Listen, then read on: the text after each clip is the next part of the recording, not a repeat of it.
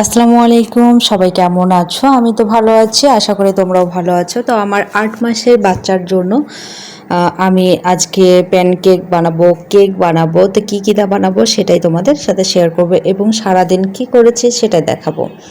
তো এখানে হচ্ছে অর্ধেক ডিম নিয়ে এনেছি, যেহেতু 8 মাসের বাচ্চা বেশি খেতে পারে না, তাই অর্ধেক ডিম, অর্ধেক কলা আর নিব 1 চামচের মতো আটা। তোমরা চাইলে কর্নফ্লাওয়ার বা ময়দা বা অন্য কিছু নিতে পারো, টক দই নিতে পারো। আমি হচ্ছে আটা নিয়েছি, আমার কাছে আটা ছিল। তো এখানে প্যানে একটু ঘি ম্যাশ করেছি, তোমরা মাখন দিতে পারো। আমার কাছে মাখন ছিল না, তাই ঘি দিয়েছি। তো এখানে প্যানকেকের মতো হচ্ছে সুন্দর করে গোল গোল করে বা বিভিন্ন শেপ করে দিতে পারো। এখানে আমি 3 রকম করেছি, গোল গোল করেছি, মধ্যখান ফাঁকা করেছি এবং লম্বালম্বি করেছি। তারপরে একটু ঢেকে দিয়েছি। আর এগুলো চট করে কিন্তু হয়ে যায়, আমারগুলো একটু লাল হয়ে গেছে বেশি। তো তোমরা অল্প আছে মানে তাড়াতাড়ি দিয়ে আবার উল্টে দিবে, তাহলে এই যে পরের যেটা হয়েছে ওটা পারফেক্ট ছিল। আর আগেরগুলো একটু লাল হয়ে গেছে, বাট খেতে খারাপ ছিল না। আমিও খেয়ে দেখেছি, এটা এই নাস্তাটা বড় ছোট সবাই খেতে পারবে। তো সহজ রেসিপি,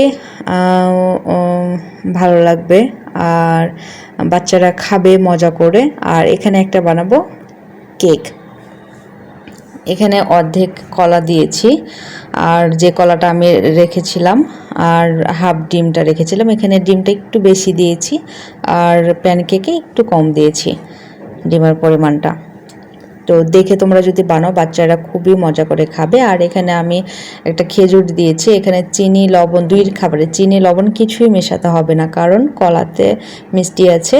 আর এখানেতে খেজুর দেবো, সেটাতে অনেক মজা হবে। আর এখানে দিব আমি চিড়া দেব। আর আমি খেজুরটা ওভাবে মিহি করে নিয়েছি, তাহলে কোনো আঁশ থাকবে না। তাই এখানে চাইলে তোমরা ওটস দিতে পারো, আটা দিতে পারো, ময়দা দিতে পারো, যেটা খুশি। আমি এখানে চিড়া অ্যাড করেছি। চিড়াও বাচ্চার জন্য হেলদি। তো এভাবে কিছুক্ষণ মিক্সড করে নিতে হবে। তারপরে এরকম তোমরা কেকের যে বাটি থাকে সেটাতে দিতে পারো। আমার কাছে এরকম ছোট বাটি ছিল, আমি সেটাতে দিয়েছি। তো দেওয়ার পরে আমি দুপুরে রান্নাবান্না করতে শুরু করলাম।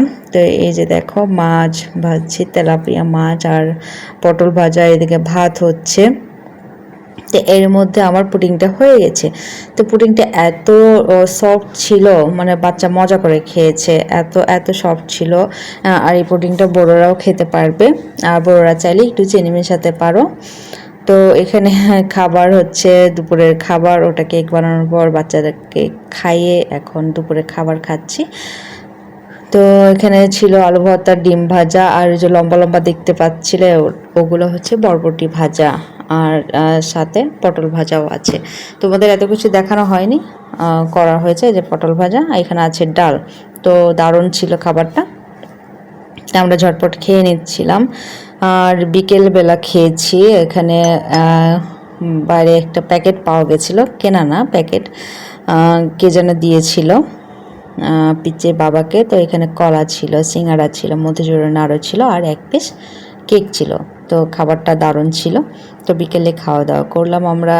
এই একজনের খাবার 2 জন ভাগ করে খেলাম, আর ভাগাভাগি করে খেলে খাবারটা অনেক মজা হয় আর খেতেও ভালো লাগে, আর দুজনে খেলে এনজয় করা হয়। তো এখানে দুপুরে খাওয়ার পর রাত্রের ডিনারে ছিল, এখানে ছিল ডিনারে ছিল এই যে তন্দুর রুটি, নান রুটি এবং চিকেন। খাই অনেকেই, আমরাও খেয়েছি এর আগে, বাট এই প্রথম হচ্ছে তন্দুর রুটি দিয়ে চিকেন চাপ খেলাম। বা আর এই যে সসটা আমার একদম ভালো লাগেনি, কারণ কালারফুল কেমন কালার দিয়ে রেখেছে। কারণ মেয়োনিজটা ডিম দিয়ে যদি করে